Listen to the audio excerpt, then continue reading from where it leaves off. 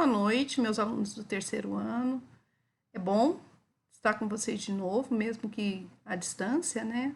A gente trabalhando de forma remota, mas eu resolvi rever a forma sistemática das nossas aulas para tentar tornar um pouco mais produtivo, que nós possamos trabalhar de uma forma mais dinâmica com a participação de vocês. A partir da próxima aula, na próxima terça, eu já vou disponibilizar os vídeos ao vivo, tá? E aí a gente vai interagindo via WhatsApp e via e-mail, tá bom? Algumas coisas para a gente comentar. Primeiro, com relação à suspensão das aulas, elas estão suspensas até dia 22, próximo, né? 22 de abril, mas hoje saiu uma portaria do Ministério da Educação sugerindo a suspensão prolongada, um pouco mais de tempo em virtude da pandemia. Então, nós não sabemos ainda como é que vai ser o posicionamento da nossa instituição de ensino. Por enquanto, continuamos com as aulas virtuais, certo? Prova. Eu sei que vocês estão apreensivos com a questão das provas, nós não fizemos a avaliação do primeiro bimestre, principalmente nossa disciplina que tem bastante conteúdo, trabalhamos bastante conteúdo no primeiro bimestre. E como serão essas provas? Primeira coisa que eu posso dizer para vocês é para ficarem calmos. Nós estamos vivendo uma situação de anormalidade, uma excepcionalidade, na verdade, e as provas serão tratadas dessa forma também. Então, não precisam ficar preocupados. Se nós vamos ter duas provas, uma primeiro para o segundo, ou se não vai dar tempo, vai ter uma prova só, atribuindo nota para os 2 bimestres. Se for, o conteúdo é extenso para a matéria dos 2 bimestres para uma prova única, nós vamos saber trabalhar isso de uma forma coerente, tá bom? Se realmente isso acontecer, eu vou selecionar os conteúdos, a gente não vai trabalhar, vou verificar o que é mais importante, o que está caindo em concurso público, em exame da ordem, e a gente trabalha isso de uma forma mais intensa. Outra coisa, com relação ao conteúdo. Nós tínhamos disponibilizado já no começo das nossas aulas o plano de disciplina. Então, isso está disponibilizado junto com a apostila resumo do primeiro bimestre, para vocês acompanharem o conteúdo. E já disponibilizei também a nossa apostila resumo para o segundo bimestre, que vocês podem acompanhar as aulas. Até hoje, nós disponibilizamos as aulas virtuais. Daqui para frente, o que eu vou fazer? Em cima daquela nossa apostila resumo, eu vou trabalhar os conteúdos. Quais conteúdos são referentes ao primeiro bimestre? Até a matéria de responsabilidade civil do Estado, que foi o último conteúdo trabalhado em sala de aula por outro professor. Eu não trabalhei esse conteúdo com vocês. E foi matéria também dada através de videoaula. Então, a opção que eu fiz, a partir de hoje, eu vou rever a matéria de responsabilidade civil do Estado e vou disponibilizar para vocês fazerem em casa as listas de atividades. Lembram que a gente combinou que no final de cada conteúdo nós trabalharíamos questões de concurso, questões de exame de ordem, referente àquele conteúdo, e a gente não está fazendo isso. Então, hoje, a tarefinha de casa vai ser essa. Vou rever a matéria de responsabilidade, vou disponibilizar na área do aluno para vocês uma lista de atividades, e na terça-feira, no começo da aula, a gente vai começar corrigindo essas questões antes de dar prosseguimento. Matéria do segundo bimestre, contratos, licitação e agentes públicos. Contratos e licitações eu também vou fazer a revisão, e agentes públicos é a matéria que a gente vai trabalhar, se Deus quiser, em sala de aula, presencialmente. Mas se não der, dessa forma aqui, de forma remota, de forma virtual, tá certo? Além da apostilinha de apoio que vocês têm na área do aluno, eu indico essa doutrina do Alexandre Maza. Vocês conseguem baixar em PDF, tem a disponibilidade desse livro em PDF. Ele é extremamente didático, eu acho que vai poder auxiliar vocês nos estudos. Eu sei que as questões que eu vou disponibilizar para vocês é muito fácil encontrar na internet as respostas, né? Mas não é esse o intuito. O intuito é que vocês realmente se esforcem para aprender. Não tem caráter de avaliação, então não serão avaliados em virtude de quantidade de acertos, e é muito mais para a gente se avaliar, né? Então, trabalhamos o conteúdo, aprendemos o conteúdo e tentamos responder. Se acertar tudo, que bom. Se não acertar, vamos ver onde é que está faltando, estudar um pouquinho mais para poder compreender a essência da matéria e conseguir, numa prova de verdade, conseguir desenvolver bem o conteúdo. Entrando no conteúdo que eu quero revisar hoje, a parte de responsabilidade civil e extracontratual do Estado. Tem doutrinador que fala que é responsabilidade do Estado, tem doutrinador que trata como responsabilidade da administração. Não vamos dizer quem está certo, quem está errado, né?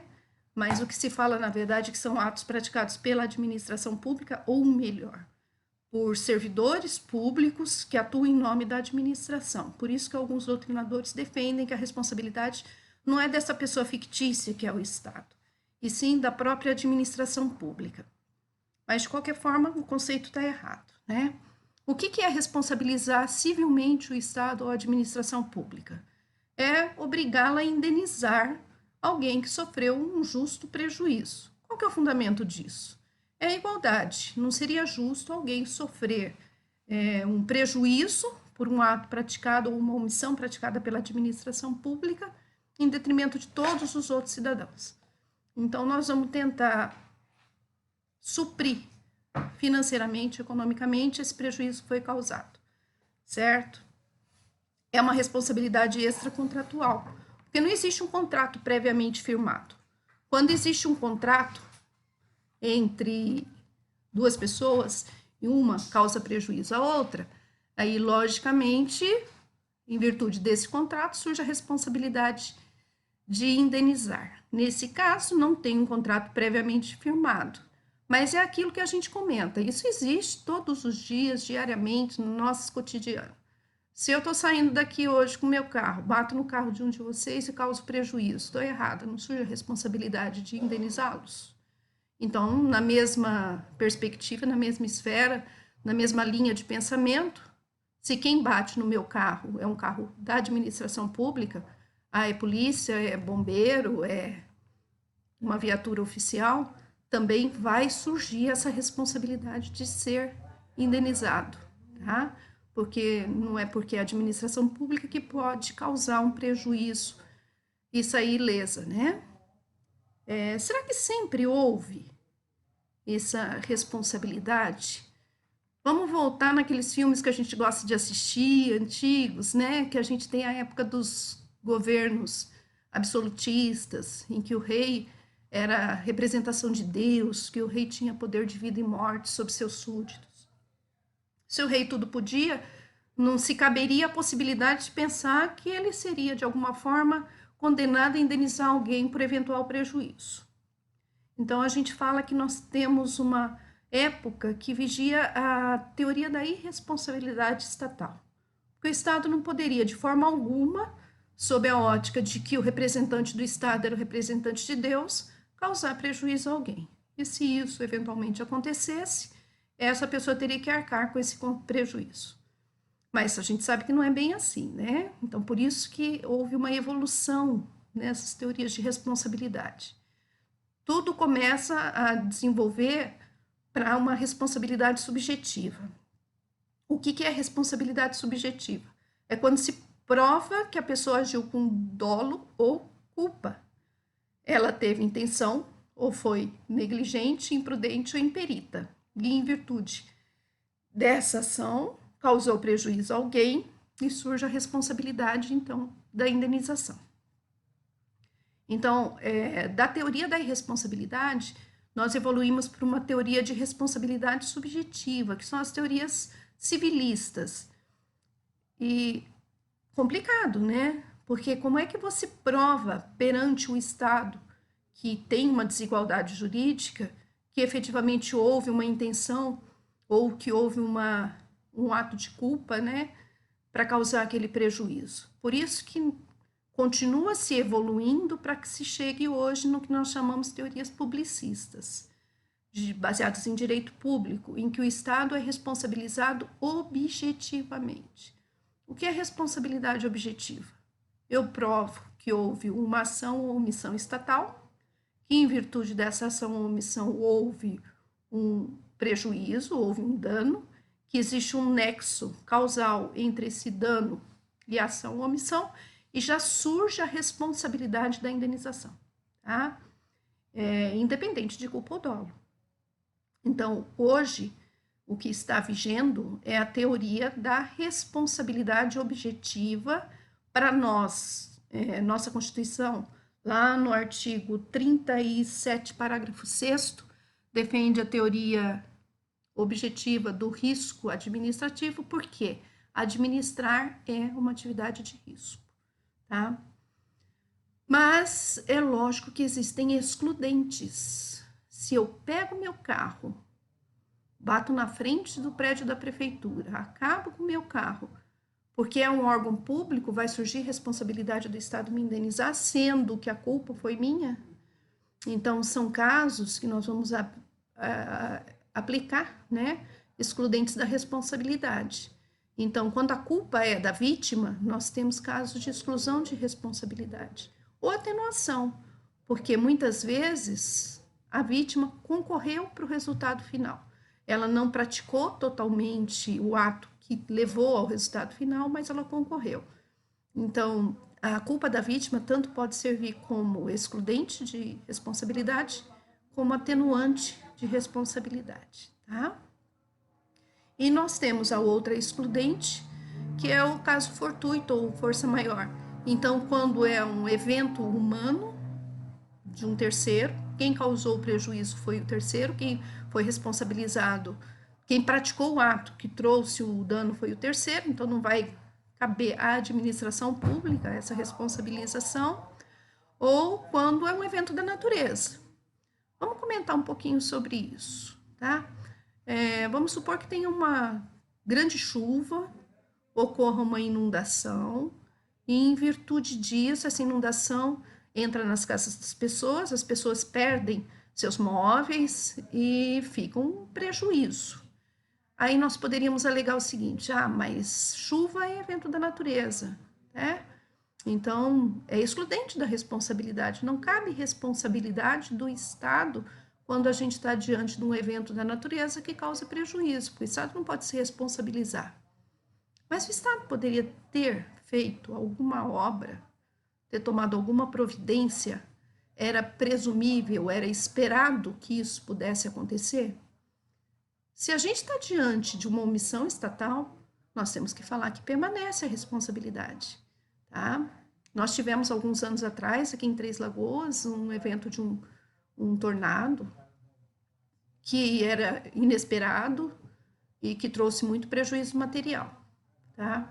Um evento da natureza, sim. Cabe responsabilidade do Estado? Não, porque não era previsível e evitável. Então, sempre quando a gente estiver diante de evento da natureza, a gente vai pensar assim: era previsível? Era evitável? Tá? Chuva, chove todo ano? Chove. É evitável o dano causado? Sim. Tá? Existem obras que podem ser feitas que não vão causar inundações. Então, a gente está diante, sim, de uma responsabilidade do Estado, nesse caso, por omissão. Eu sempre brinco nas minhas aulas que essa matéria é difícil de ser trabalhada, porque no Brasil a gente não tem inundação, não tem buraco do metrô, não tem avião que cai no meio da Amazônia, né?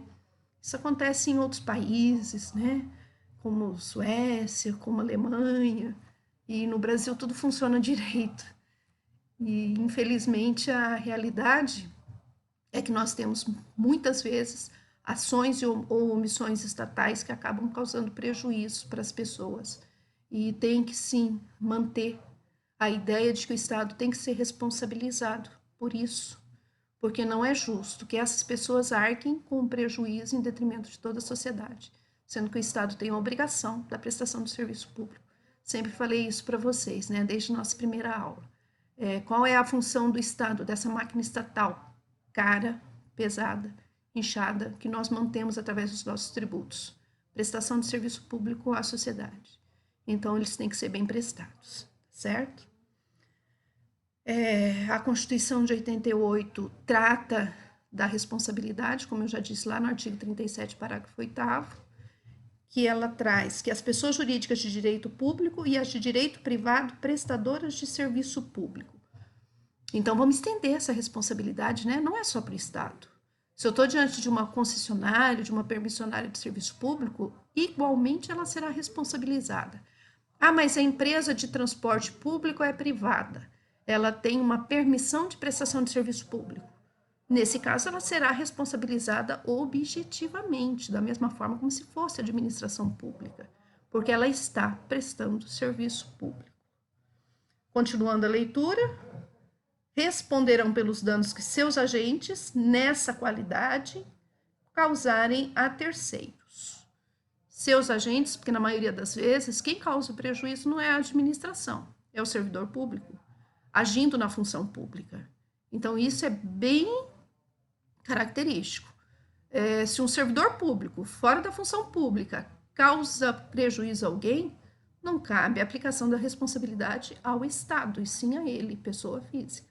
Tá? O Estado vai ser responsabilizado quando esse agente está agindo em nome do Estado. E, terminando, assegurado o direito de regresso contra o responsável nos casos de dolo ou culpa. Então, se quem causa o prejuízo é o servidor público, ele tem que sofrer uma ação regressiva depois de concluída a responsabilidade e a indenização feita pelo Estado. Condições para que ocorra a ação regressiva.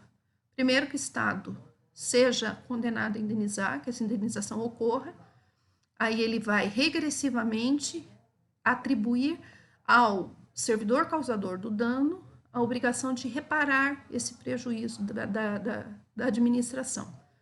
Porém, para o servidor, a responsabilidade é subjetiva.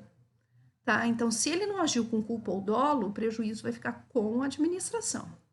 Agora, se houve culpa ou dolo, obrigatoriamente tem que haver uma ação regressiva para que esse servidor seja condenado a ressarcir à administração o prejuízo que efetivamente ela sofreu, indenizando o particular. Tá bom? Voltando um pouquinho nas teorias, eu falei que a gente tinha uma teoria de irresponsabilidade, que evoluímos para teorias civilistas e depois para publicistas. Dentre as publicistas, nós temos a teoria atual do risco administrativo e nós temos a teoria do risco integral. O que é risco integral? Não caberia atenuante nem excludente. Então, o Estado sempre estaria obrigado a indenizar, independente de qualquer coisa. O Estado sempre seria obrigado a indenizar. Nossa, que complicado. Então, em cima daquele exemplo que eu tinha dado anteriormente, de que eu pego meu carro e bato na frente do prédio da prefeitura, a culpa foi minha, mas se não cabe excludente nem atenuante, então o Estado vai ser obrigado a indenizar. Pela teoria do risco integral é isso, absurda. Da ótica do exemplo que eu dei, absurda, mas nossa Constituição já abraça a teoria do risco integral em algumas hipóteses. Quais são elas? Tá? Casos dos acidentes de trabalho. Então, o acidente de trabalho ocorre quando o empregado sofre, na atividade profissional, sofre alguma lesão incapacitante, né? Ou ainda ele tenha acometido de uma doença do trabalho ou uma doença profissional. E nesses casos, o Estado sempre vai arcar com a responsabilidade pela manutenção dele enquanto ele estiver incapaz de prover seu sustento, com o pagamento do auxílio-doença. Quer dizer que se eu trabalho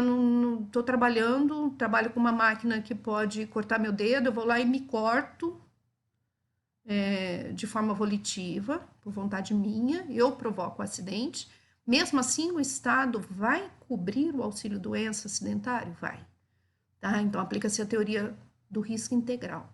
Mesmo havendo a participação da vítima no evento final, o Estado vai arcar com o benefício do acidente de trabalho, pelo período em que ele estiver incapaz de trabalhar, ou se veio a óbito, a pensão por morte, que será devida, ou se ficou incapaz definitivamente, a aposentadoria por invalidez, certo?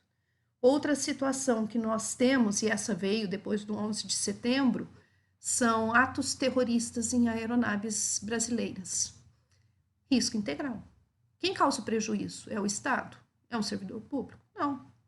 Tá? É uma pessoa que é um terrorista, que entrou dentro da aeronave e causou prejuízo a pessoas, né? Estourou, bombardeou, estourou a aeronave e morreu todo mundo.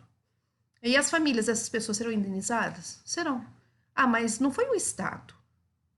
Foi um terceiro que causou o prejuízo. Mas até por conta do ocorrido no 11 de setembro, lá em Nova York, nós achamos por bem, e até para criar uma certa segurança no transporte aéreo, de que fosse estendida a responsabilidade do Estado. Então, em qualquer ato terrorista em aeronave brasileira, a administração, a União, vai indenizar integralmente as vítimas ou a família das vítimas, mesmo que o ato não tenha sido praticado por servidor público, e sim por um terceiro, que seria, no caso, uma excludente de responsabilidade, né? Mas não é mais, certo? Então, gravem isso, que é responsabilidade integral. Com relação à omissão, eu disse para vocês que o Estado fica obrigado a indenizar quando houver ação ou omissão. Ação está pacificado, responsabilidade objetiva, provo que teve um dano e esse dano tem nexo com uma ação estatal, tá? Então não se questiona. Mas com relação à responsabilidade por omissão, nós estamos tendo algumas divergências e alguns novos posicionamentos doutrinários. Porque não que a gente está retrocedendo, né? Porque, em primeira mão, a gente poderia pensar, mas está retrocedendo, está voltando para a teoria subjetiva, está tendo que se provar que houve, de alguma forma, algum tipo de culpa da administração. Vamos dar um exemplo para tentar tornar isso mais claro. Eu estou doente, eu compareço a uma unidade de saúde, chego lá, o médico de plantão não está trabalhando, então existe falta de médico. Em função disso, eu tenho um agravamento da minha situação, do meu quadro de saúde, e posso até vir a óbito, tá? Seria a responsabilidade do Estado por omissão. Então, hoje, o entendimento jurisprudencial é de que cabe a quem demanda o pedido de indenização provar que era possível que se tivesse, nesse exemplo que eu dei para vocês, um médico disponível dentro do estabelecimento de saúde. Não basta provar a omissão do Estado, o médico não estava, e o dano que ocorreu em virtude do agravamento de saúde, que seria a responsabilidade objetiva. Eu tenho mais uma coisa para provar. Eu tenho que provar, seria possível ter médico nesse dia, nesse horário, naquele local. Então, no meu entender, a gente está voltando um pouquinho para trás nos casos de omissão, e de alguma forma eu estou tendo que provar uma culpa do Estado para poder ser indenizado, tá certo? Com relação à ação regressiva, já falei, né? Ela cabe contra o servidor, não é prerrogativa da administração, é obrigação da administração pública promover ação regressiva contra o servidor. Então, é aquilo que a gente falou, né? De vinculado, discricionário, ele pode escolher entre interpor ação regressiva ou não? Não pode escolher, tá? Se prova que houve culpa ou dolo do servidor, obrigatoriamente, ação regressiva deve existir, tá bom? Algumas coisas para a gente comentar. Atos legislativos geram responsabilidade da administração pública?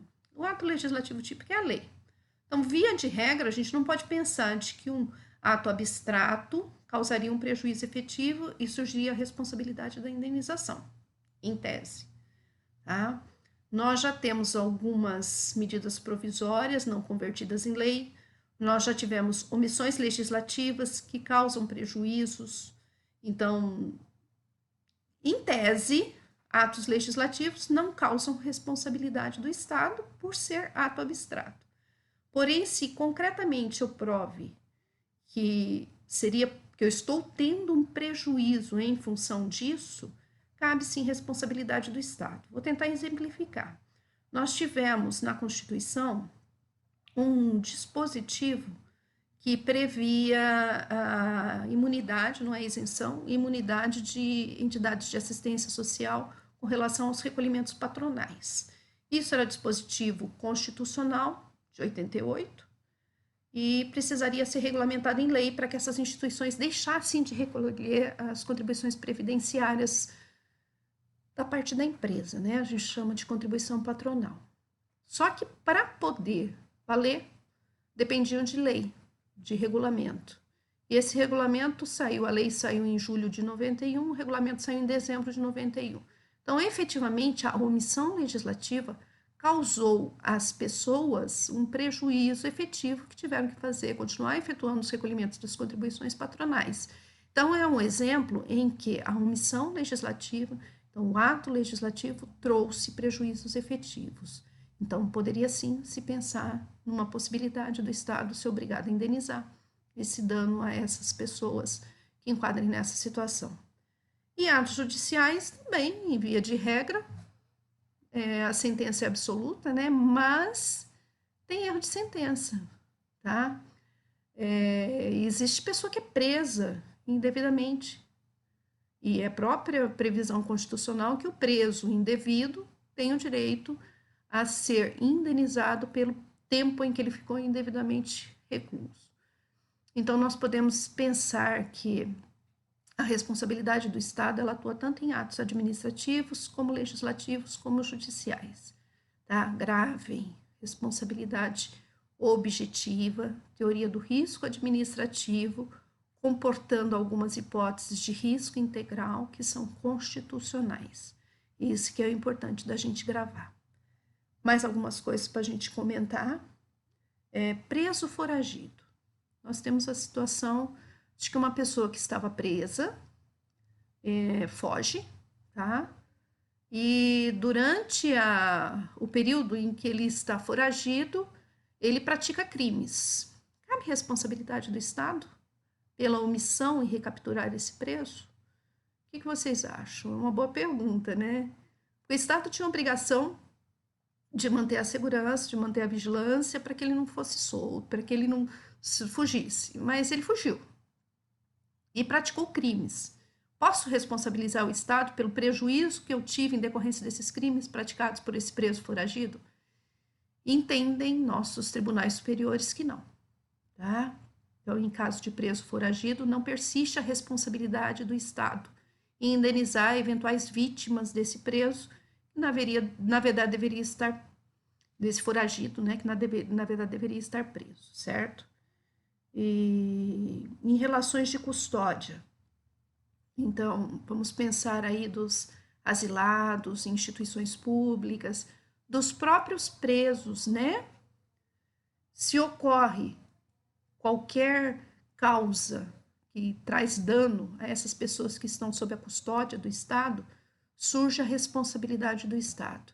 Então, um preso morto em rebelião, o Estado é responsável por indenizar a família desse preso? Sim, tá certo? Por quê? Porque o Estado tem a obrigação de manter a integridade física porque as pessoas estão sob sua custódia. Uma pessoa que está num asilo e foge e sofre um acidente durante essa fuga do asilo, uma pessoa doente, uma pessoa que não está no uso da sua razão perfeita, o Estado vai ser responsável por indenizar a família desse idoso asilado? Sim. Tá? Então, pessoas que estão sob a custódia do Estado, o Estado tem que manter a integridade física deles. Senão, vai ser condenado a indenizar a família ou a vítima, se ela tiver vida ainda, né? Basicamente, eu acho que esse conteúdo já foi bastante trabalhado com vocês nas videoaulas, com o professor que me substituiu na semana que eu não pude dar aula.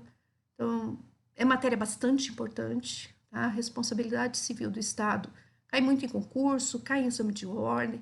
Então, vamos aprender. Eu acho que é uma matéria gostosa.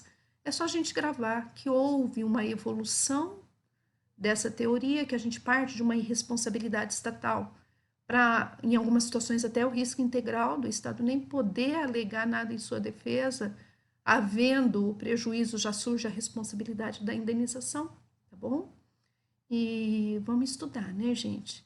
Vou disponibilizar hoje para vocês a lista de exercícios. Vocês façam esses exercícios utilizando o nosso resuminho, utilizando doutrina, utilizando os conhecimentos mesmo, os vídeos, repassem os vídeos, tentem responder. E na próxima aula, a gente começa trabalhando a correção dessas questões, tá? Antes de nós adentrarmos em licitação, que aí eu vou passar para vocês. Um beijo, saudades, gratidão, porque eu recebi palavras lindas de alguns de vocês na última terça-feira. Vocês são especiais na minha vida e eu vou repetir o que eu disse para uma aluna, né? Vocês fazem as coisas valerem a pena. A gente está se reinventando, a gente está aprendendo de novo, estamos aprendendo. Desculpem pelas falhas, mas estou aprendendo junto com vocês. Tecnologia não é muito a minha praia, mas vamos lá, vamos se reinventar, né?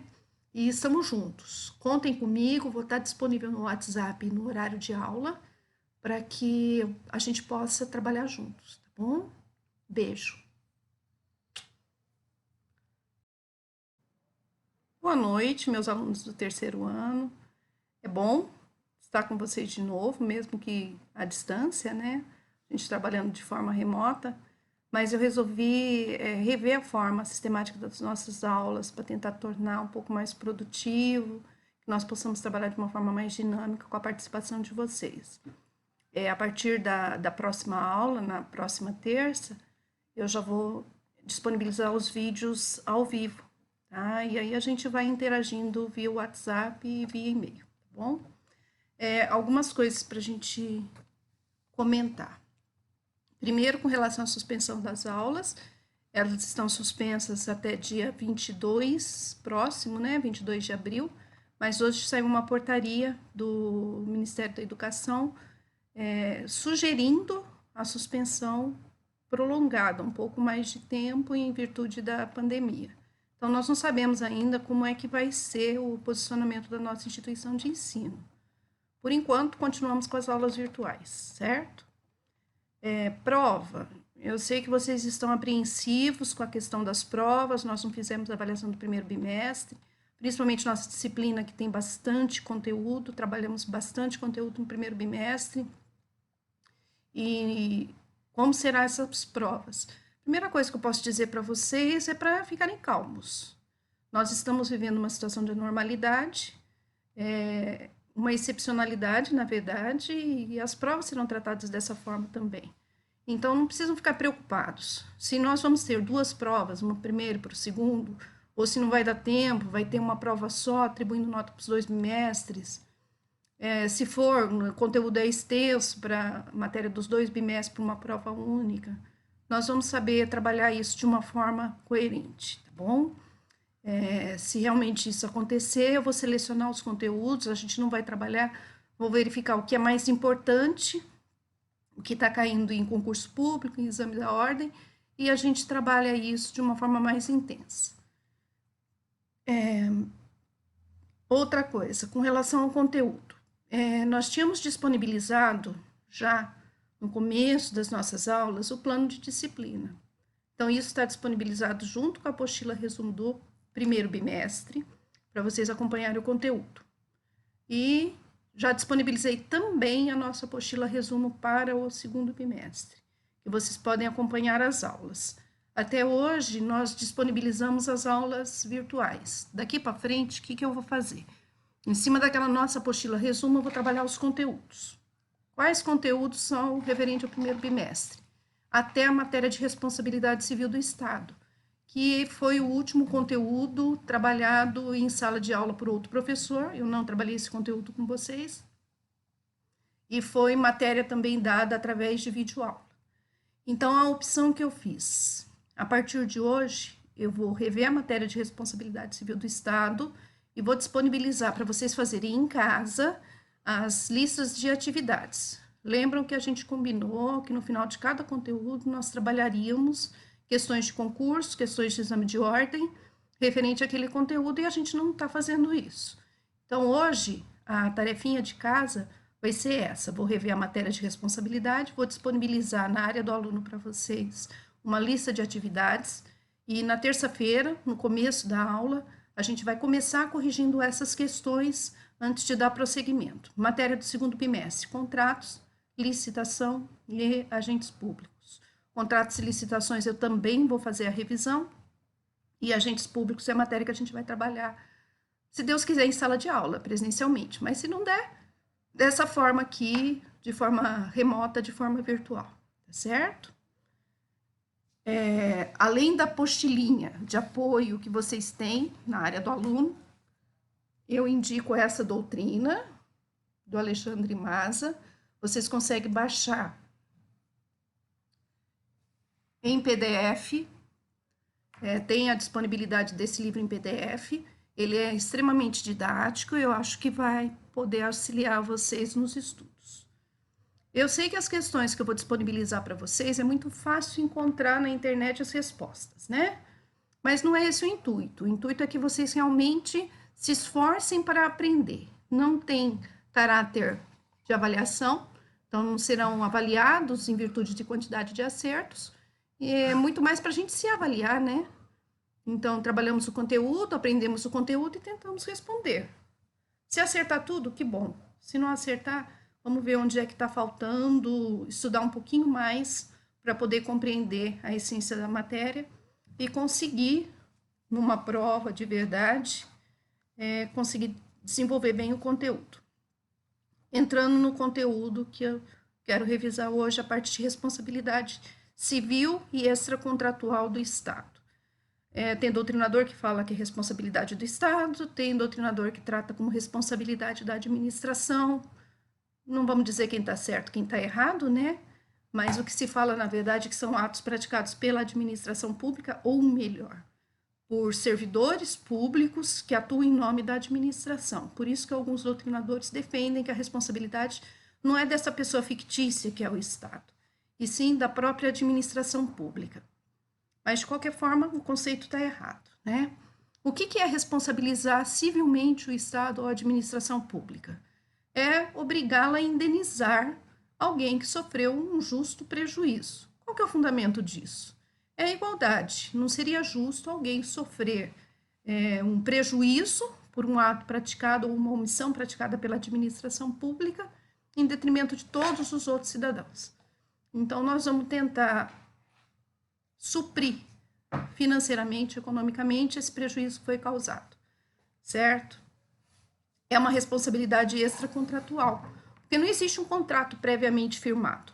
Quando existe um contrato entre duas pessoas e uma causa prejuízo à outra, aí, logicamente, em virtude desse contrato, surge a responsabilidade de indenizar. Nesse caso, não tem um contrato previamente firmado, mas é aquilo que a gente comenta. Isso existe todos os dias, diariamente, no nosso cotidiano. Se eu estou saindo daqui hoje com o meu carro, bato no carro de um de vocês e causo prejuízo, estou errada, não surge a responsabilidade de indenizá-los? Então, na mesma perspectiva, na mesma esfera, na mesma linha de pensamento, se quem bate no meu carro é um carro da administração pública, é polícia, é bombeiro, é uma viatura oficial, também vai surgir essa responsabilidade de ser indenizado, tá? Porque não é porque é a administração pública que pode causar um prejuízo e sair ilesa, né? Será que sempre houve essa responsabilidade?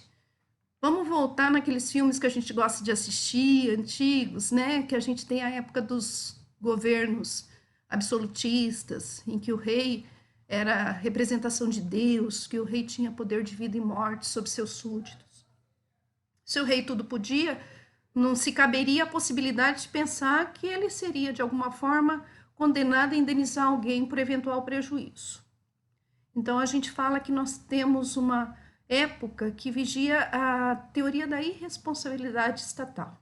Porque o Estado não poderia, de forma alguma, sob a ótica de que o representante do Estado era o representante de Deus, causar prejuízo a alguém. E se isso eventualmente acontecesse, essa pessoa teria que arcar com esse prejuízo. Mas a gente sabe que não é bem assim, né? Então, por isso que houve uma evolução nessas teorias de responsabilidade. Tudo começa a desenvolver para uma responsabilidade subjetiva. O que é responsabilidade subjetiva? É quando se prova que a pessoa agiu com dolo ou culpa. ela teve intenção, ou foi negligente, imprudente ou imperita, e em virtude dessa ação causou prejuízo a alguém e surge a responsabilidade, então, da indenização. Então, da teoria da irresponsabilidade, nós evoluímos para uma teoria de responsabilidade subjetiva, que são as teorias civilistas.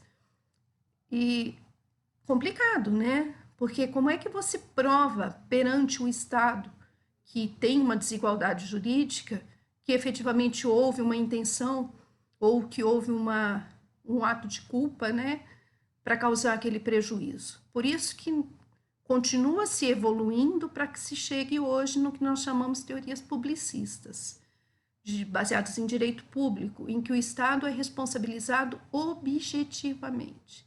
O que é responsabilidade objetiva? Eu provo que houve uma ação ou omissão estatal, que em virtude dessa ação ou omissão houve um prejuízo, houve um dano, que existe um nexo causal entre esse dano e a ação ou omissão, e já surge a responsabilidade da indenização, tá? Independente de culpa ou dolo. Então, hoje, o que está vigendo é a teoria da responsabilidade objetiva para nós.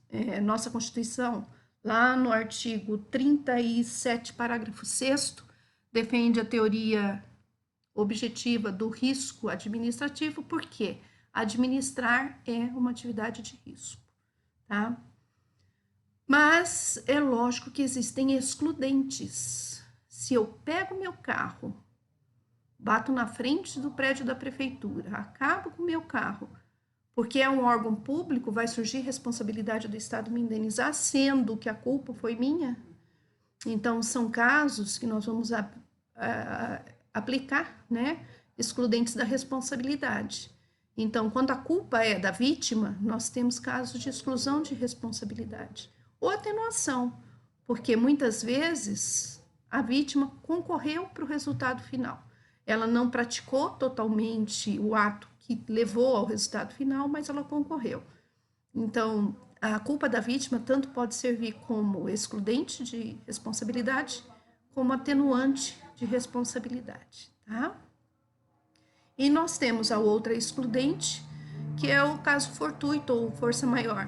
Então, quando é um evento humano de um terceiro, quem causou o prejuízo foi o terceiro, quem foi responsabilizado, quem praticou o ato que trouxe o dano foi o terceiro, então não vai caber à administração pública essa responsabilização, ou quando é um evento da natureza. Vamos comentar um pouquinho sobre isso, tá? Vamos supor que tenha uma grande chuva, ocorra uma inundação, e em virtude disso, essa inundação entra nas casas das pessoas, as pessoas perdem seus móveis e fica um prejuízo. Aí nós poderíamos alegar o seguinte: mas chuva é evento da natureza, né? Então, é excludente da responsabilidade. Não cabe responsabilidade do Estado quando a gente está diante de um evento da natureza que causa prejuízo, porque o Estado não pode se responsabilizar. Mas o Estado poderia ter feito alguma obra, ter tomado alguma providência, era presumível, era esperado que isso pudesse acontecer? Se a gente está diante de uma omissão estatal, nós temos que falar que permanece a responsabilidade, tá? Nós tivemos alguns anos atrás, aqui em Três Lagoas, um evento de um tornado que era inesperado e que trouxe muito prejuízo material, tá? Um evento da natureza? Sim. Cabe responsabilidade do Estado? Não, porque não era previsível e evitável. Então, sempre quando a gente estiver diante de evento da natureza, a gente vai pensar assim: era previsível? Era evitável? Tá? Chuva, chove todo ano? Chove. É evitável o dano causado? Sim. Tá? Existem obras que podem ser feitas que não vão causar inundações. Então, a gente está diante, sim, de uma responsabilidade do Estado, nesse caso, por omissão. Eu sempre brinco nas minhas aulas que essa matéria é difícil de ser trabalhada, porque no Brasil a gente não tem inundação, não tem buraco do metrô, não tem avião que cai no meio da Amazônia, né? Isso acontece em outros países, né? como Suécia, como Alemanha, e no Brasil tudo funciona direito. E, infelizmente, a realidade é que nós temos, muitas vezes, ações ou omissões estatais que acabam causando prejuízo para as pessoas.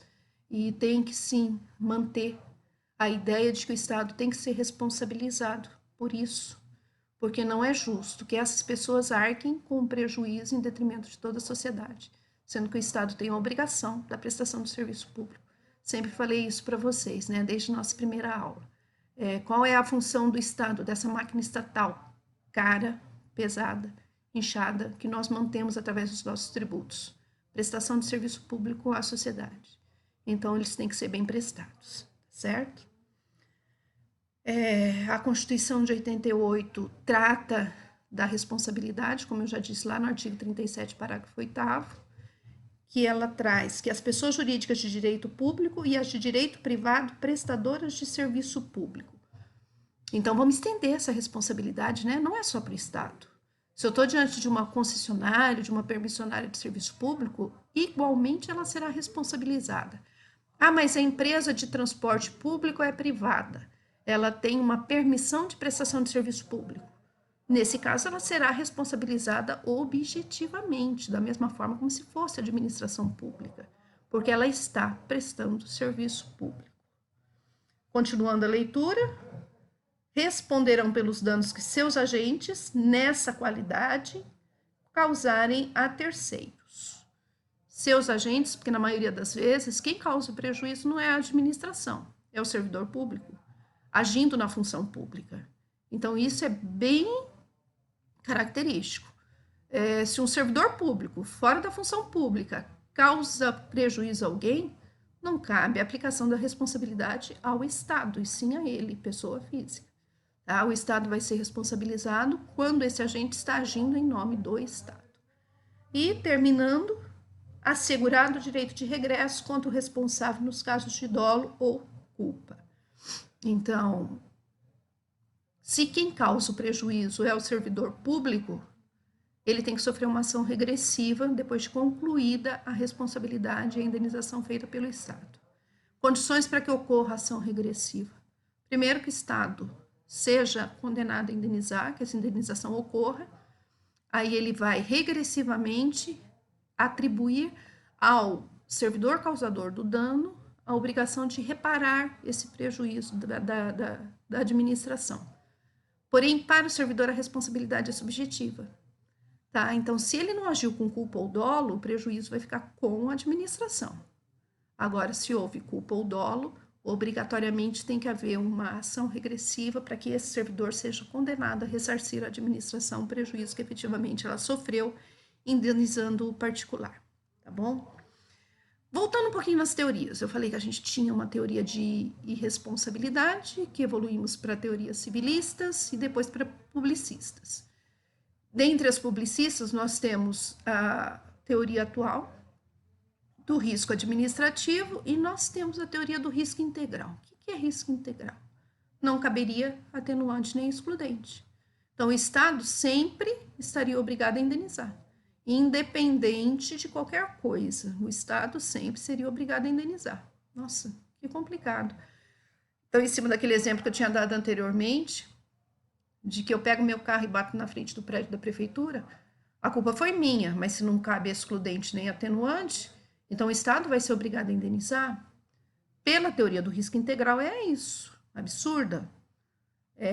Da ótica do exemplo que eu dei, absurda, mas nossa Constituição já abraça a teoria do risco integral em algumas hipóteses. Quais são elas? Tá? Casos dos acidentes de trabalho. Então, o acidente de trabalho ocorre quando o empregado sofre, na atividade profissional, sofre alguma lesão incapacitante, né? Ou ainda ele tenha acometido de uma doença do trabalho ou uma doença profissional.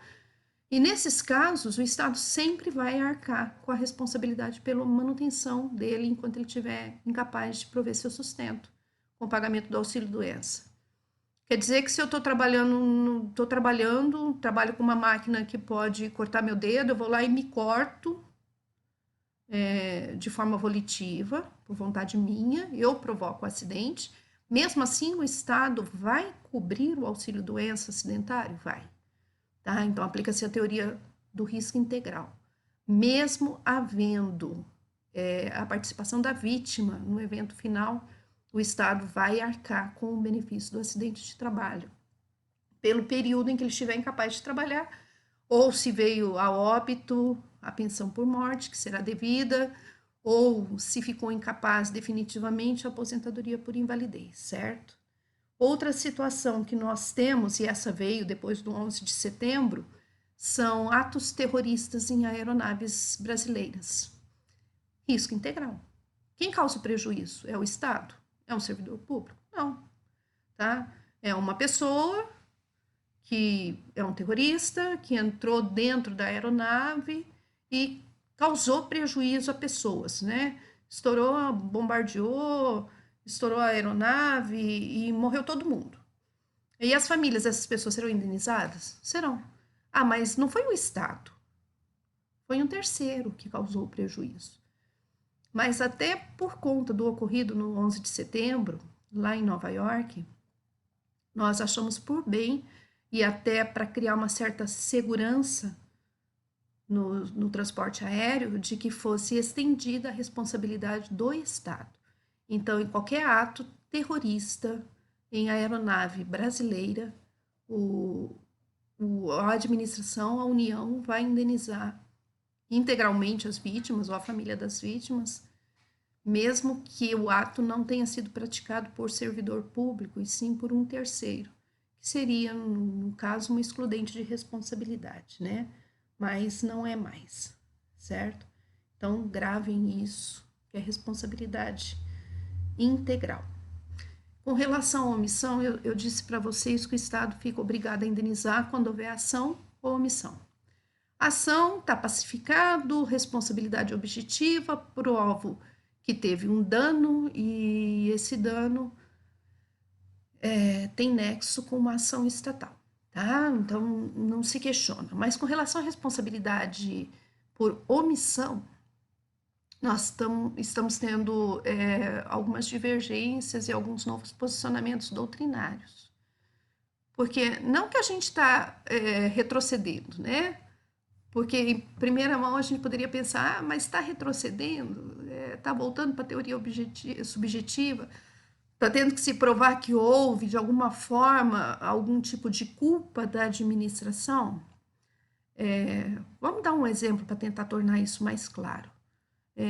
Eu estou doente, eu compareço a uma unidade de saúde, chego lá, o médico de plantão não está trabalhando, então existe falta de médico. Em função disso, eu tenho um agravamento da minha situação, do meu quadro de saúde, e posso até vir a óbito, tá? Seria a responsabilidade do Estado por omissão. Então, hoje, o entendimento jurisprudencial é de que cabe a quem demanda o pedido de indenização provar que era possível que se tivesse, nesse exemplo que eu dei para vocês, um médico disponível dentro do estabelecimento de saúde.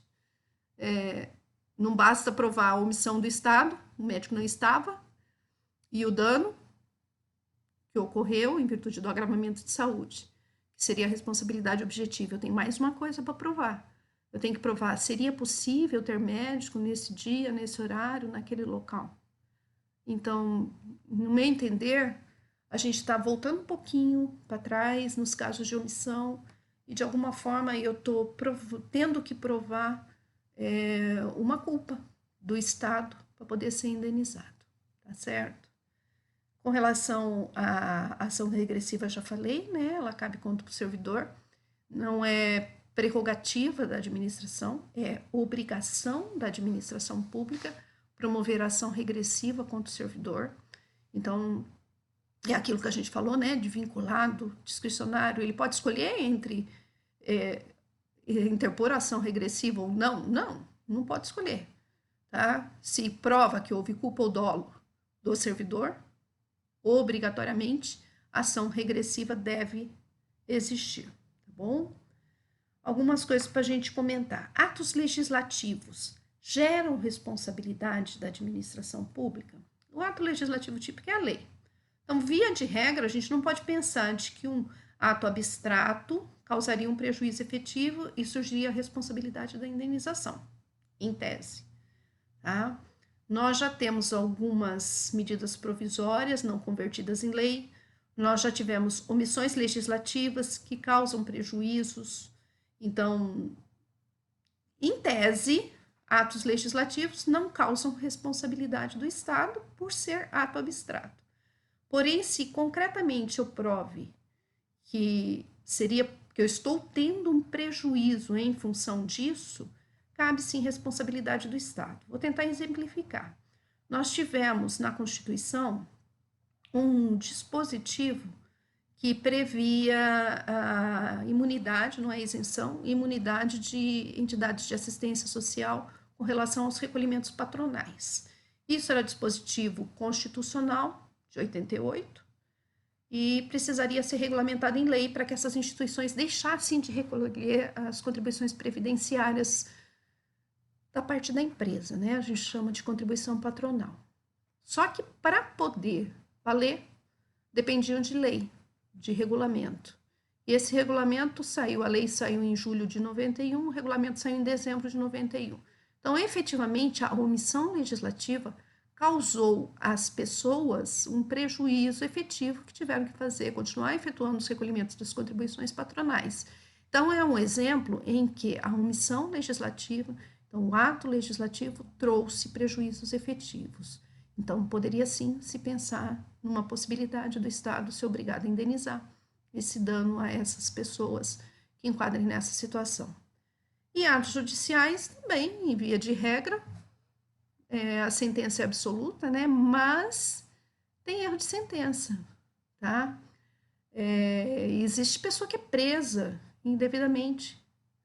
E é própria previsão constitucional que o preso indevido tem o direito a ser indenizado pelo tempo em que ele ficou indevidamente recluso. Então, nós podemos pensar que a responsabilidade do Estado, ela atua tanto em atos administrativos, como legislativos, como judiciais.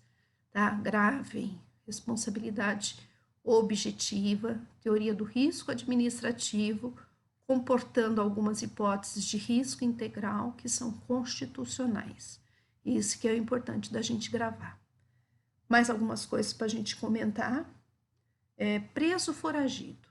Nós temos a situação de que uma pessoa que estava presa foge, tá? E durante o período em que ele está foragido, ele pratica crimes. Cabe responsabilidade do Estado pela omissão em recapturar esse preso? O que vocês acham? É uma boa pergunta, né?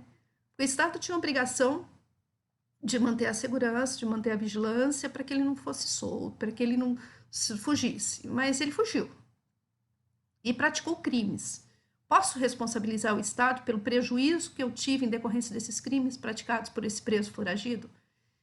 Entendem nossos tribunais superiores que não, tá? Então, em caso de preso foragido, não persiste a responsabilidade do Estado em indenizar eventuais vítimas desse preso, que na verdade deveria estar, desse foragido, né, que na verdade deveria estar preso, certo? E em relações de custódia, então, vamos pensar aí dos asilados, instituições públicas, dos próprios presos, né? Se ocorre qualquer causa que traz dano a essas pessoas que estão sob a custódia do Estado, surge a responsabilidade do Estado. Então, um preso morto em rebelião, o Estado é responsável por indenizar a família desse preso? Sim, tá certo? Por quê? Porque o Estado tem a obrigação de manter a integridade física porque as pessoas estão sob sua custódia. Uma pessoa que está num asilo e foge e sofre um acidente durante essa fuga do asilo, uma pessoa doente, uma pessoa que não está no uso da sua razão perfeita, o Estado vai ser responsável por indenizar a família desse idoso asilado? Sim. Tá? Então, pessoas que estão sob a custódia do Estado, o Estado tem que manter a integridade física deles. Senão, vai ser condenado a indenizar a família ou a vítima, se ela tiver vida ainda, né? Basicamente, eu acho que esse conteúdo já foi bastante trabalhado com vocês, nas videoaulas, com o professor que me substituiu na semana que eu não pude dar aula. Então, é matéria bastante importante, tá? A responsabilidade civil do Estado cai muito em concurso, cai em exame de ordem. Então, vamos aprender. Eu acho que é uma matéria gostosa. É só a gente gravar que houve uma evolução dessa teoria, que a gente parte de uma irresponsabilidade estatal para, em algumas situações, até o risco integral do Estado nem poder alegar nada em sua defesa, havendo o prejuízo, já surge a responsabilidade da indenização, tá bom? E vamos estudar, né, gente?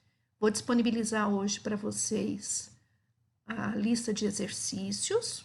Vocês façam esses exercícios utilizando o nosso resuminho, utilizando doutrina, utilizando os conhecimentos mesmo, os vídeos, repassem os vídeos, tentem responder. E na próxima aula, a gente começa trabalhando a correção dessas questões, tá? Antes de nós adentrarmos em licitação, que aí eu vou passar para vocês. Um beijo, saudades, gratidão, porque eu recebi palavras lindas de alguns de vocês na última terça-feira. Vocês são especiais na minha vida e eu vou repetir o que eu disse para uma aluna, né? Vocês fazem as coisas valerem a pena. A gente está se reinventando, a gente está aprendendo de novo, estamos aprendendo. Desculpem pelas falhas, mas estou aprendendo junto com vocês. Tecnologia não é muito a minha praia, mas vamos lá, vamos se reinventar, né? E estamos juntos. Contem comigo, vou estar disponível no WhatsApp no horário de aula para que a gente possa trabalhar juntos, tá bom? Beijo.